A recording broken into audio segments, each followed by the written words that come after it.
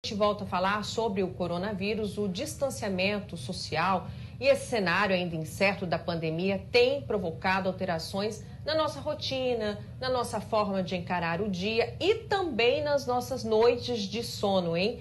Quem aí tá ansioso, não consegue dormir. Afinal, como você tem dormido? Tem tido episódios aí de insônia, pesadelos? Sobre esse assunto nós vamos conversar agora com o médico André Pessoa. Doutor, como melhorar a nossa qualidade do sono? Boa tarde. Boa tarde. Boa tarde. Nádia, eu acho que como você falou bem, esse episódio da pandemia, isso tudo que está acontecendo com a nossa sociedade mundialmente, ele tem trazido impactos psiquiátricos, comportamentais. Até o momento existem 157 artigos científicos que versam sobre a questão das alterações psiquiátricas e comportamentais, dentre elas ansiedade, aumento de depressão, aumento de abuso de substâncias, enfim. E tudo isso decorrente da incerteza desse quadro clínico, da incerteza dos tratamentos que porventura serão feitos, essa questão da compulsoriedade, né, do isolamento, ou seja, é uma coisa que é técnica, é correta, mas as pessoas estão forçadas, né, e isso interfere também na vida delas. E tudo isso a gente já tá bem claro na literatura científica, o impacto no sono também. Então, tanto a ansiedade como transtorno do humor, como depressão, eles impactam no sono. E aí também vale falar a questão financeira, né? O impacto financeiro na vida das pessoas.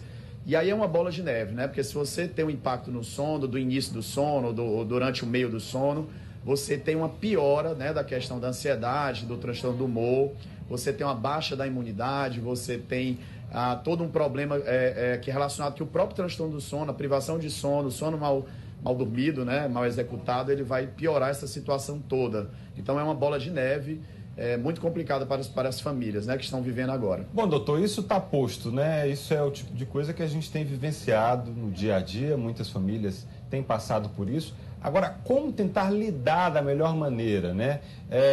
Como tentar superar isso de alguma forma? Como tentar voltar a ter um sono com mais qualidade nesse momento?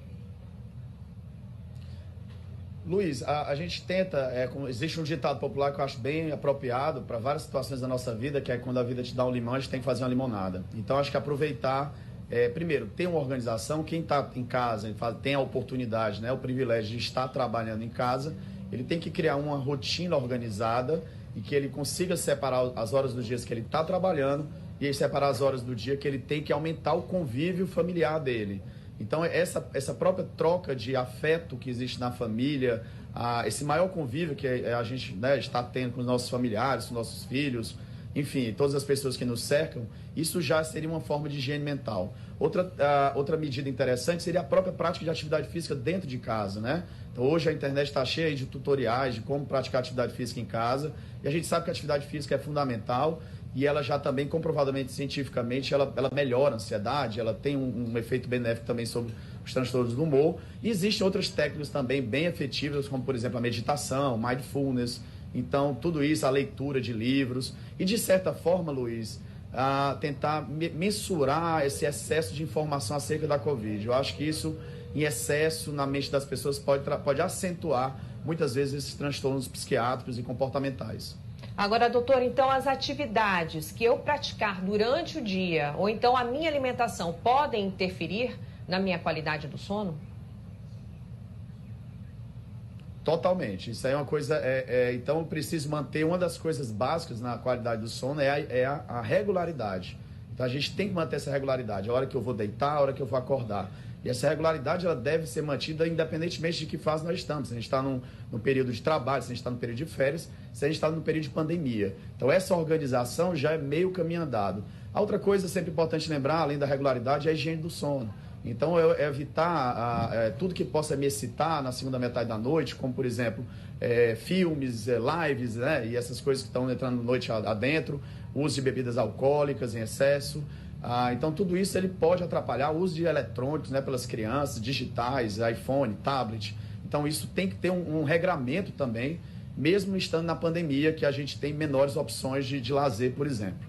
E em que momento é preciso procurar um especialista nesse momento em que a orientação é ficar em casa? Luiz, acho que a gente tem hoje uma regulamentação do Conselho Federal de Medicina sobre a teleconsulta. Eu acho que a gente tem que lembrar que os médicos estão a postos, estão às ordens para tirar muita dúvida, né? Eu acho que vai de caso a caso, o indivíduo às vezes tem um transtorno psiquiátrico de base e ele descompensou, né? Ele tem um transtorno do humor, ele tem uma depressão, e ele já estava fazendo as terapias, ele estava indo à consulta, ele estava fazendo atividade física, e nesse momento houve toda essa quebra da rotina. Uma criança, por exemplo, que tem um transtorno do espectro autista, que faz as terapias, e ela, de uma hora para outra, aquilo mudou. Então, toda a sociedade, todos os profissionais de saúde, eles estão se readequando em como manter essas terapias, né? Então, como a tua pergunta citou, acho que é importante, sim, que o acompanhamento médico, psicológico, seja mantido na medida do possível. Tá certo, doutora. A gente agradece muito a sua participação aqui conosco no CA1 e uma boa tarde para o senhor. Boa tarde, muito obrigado.